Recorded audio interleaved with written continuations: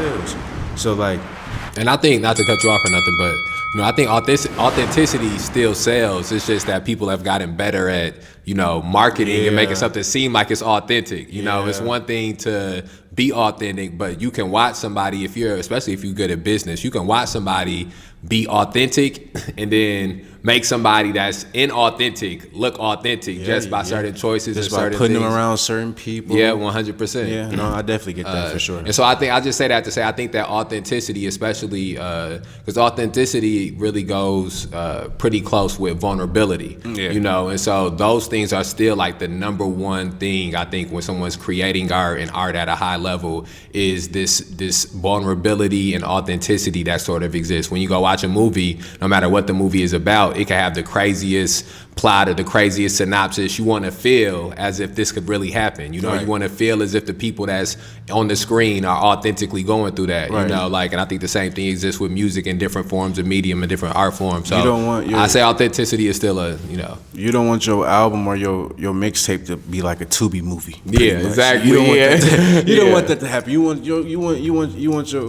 want your project to be something like Scorsese or John Singleton producer. You don't want it to be no Tubi movie. And so it's nice when those things do line up. I think it is real special in hip hop, and there's certain artists, outside of local, but just like artists in general who are like beloved because they rap real good, their music is real good, it feel authentic, and they have proved that they are, whether for better, right or wrong, they've done something that prove, okay, he said that and he really do that, or he said he lived like this and he really lived like this, So I think that is still like when you get that special combination of skill, authenticity, and then sort of proof where you've sort of led that. I think that's why people gravitate towards, Tupac a lot. Is because they felt that it was authentic. They felt the rawness. Yeah, they felt the vulnerability. And I think that you actually. It's hard to get that from artists the bigger they get. The bigger you get, usually you become more and more far removed from some of that authenticity. Yeah, because the money is,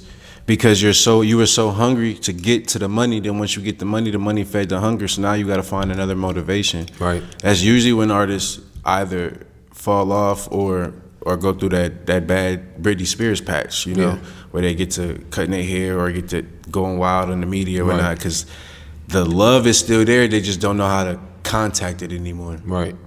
And then so we bringing up sort of music in sort of a general terms, but I sort of want to bring some of those things back to some specific terms. So, you spoke about being conscious of the importance of your brand or the importance of your image and the importance of these things sort of lining up and, being inspired by your homie to be conscious of those things too.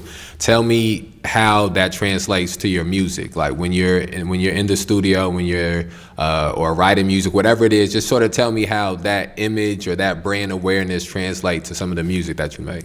So, all right, this gonna sound crazy. Within the first 7 seconds of hearing the beat, I can tell you this ain't it. This ain't not it, because I ain't gonna say it's not it. It's not for me. Right.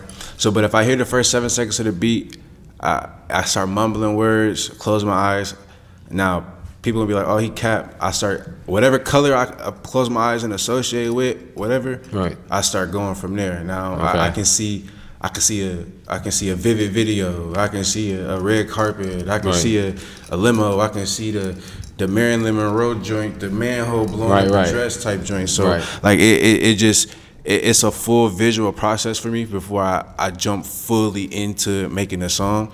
But like when I'm in that process, I just go. And I learned that by like teaching myself kind of. Cause like I picked up the mic late. I ain't gonna lie to you, but like I've always loved rap. So when I'm in that mode, I'm in that creating process, like the creativity is just flowing, and then it's honestly the vibe. Like I don't keep a big studio session with a bunch of people. Like I tried that shit didn't work. Nothing was getting done. Like nothing was getting done. There's a bunch of smoking and loudness and engineer telling people to be quiet. People shooting dice. Like that's not gonna get me through. But once I started honing in and being more effective, I got sharper.